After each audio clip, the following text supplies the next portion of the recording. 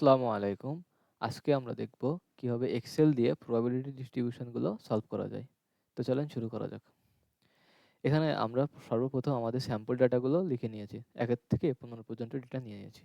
এরপরে আমাদের ডিস্ট্রিবিউশন গুলো বের করার জন্য যে জিনিসগুলো লাগবে সেগুলো হচ্ছে ট্রায়াল, সাকসেস রেট, মিন এবং স্ট্যান্ডার্ড ডেভিয়েশন।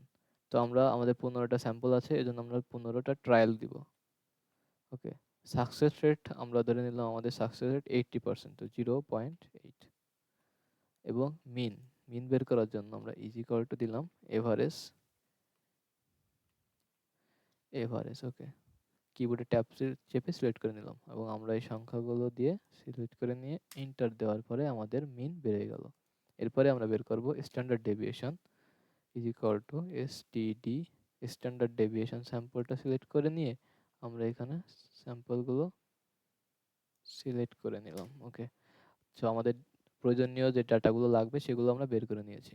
এবার চলেন আমরা আমাদের মূল যে কাজ আমরা ডিস্ট্রিবিউশন সর্বপ্রথম আমরা শুরু করব বাইনোমিয়াল ডিস্ট্রিবিউশন দিয়ে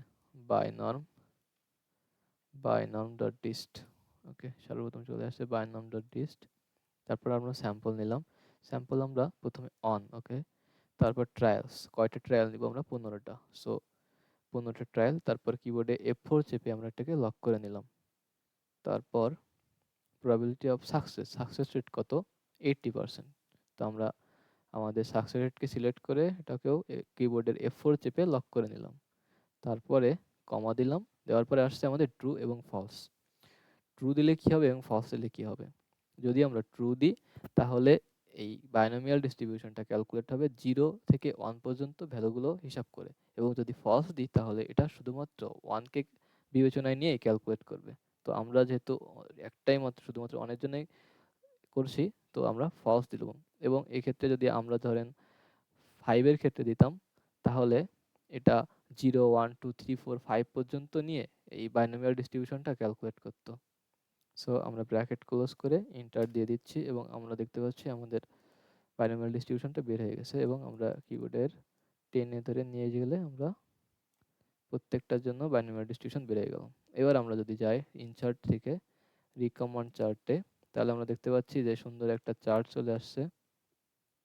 এটা হচ্ছে বাইনোমিয়াল ডিস্ট্রিবিউশনের একটা চার্ট যেটা আমরা দেখতে পাচ্ছি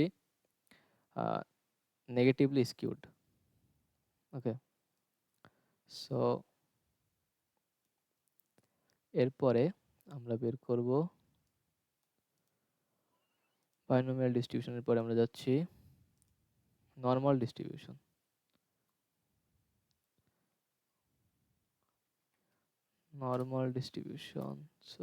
norm.dist নরমাল ডিস্ট্রিবিউশন সিলেক্ট করুন। এর জন্য আমাদের প্রয়োজন হবে প্রথমে আমাদের ডেটা, এরপরে লাগবে আমাদের মিনটা সিলেক্ট করলাম, এটাকে লক করলাম, কিবোর্ড F4 চেপে লক করলাম। এরপরে আমাদের লাগবে স্ট্যান্ডার্ড ডেভিয়েশন যেটা আমরা স্ট্যান্ডার্ড ডেভিয়েশন সিলেক্ট করলাম, কিবোর্ড F4 চেপে লক করলাম এবং কিউমুলেটিভ আগের মতোই এখানেও সেই একই কথা ট্রু দিলে 0 এবং অন, ফলস দিলে শুধুমাত্র অন।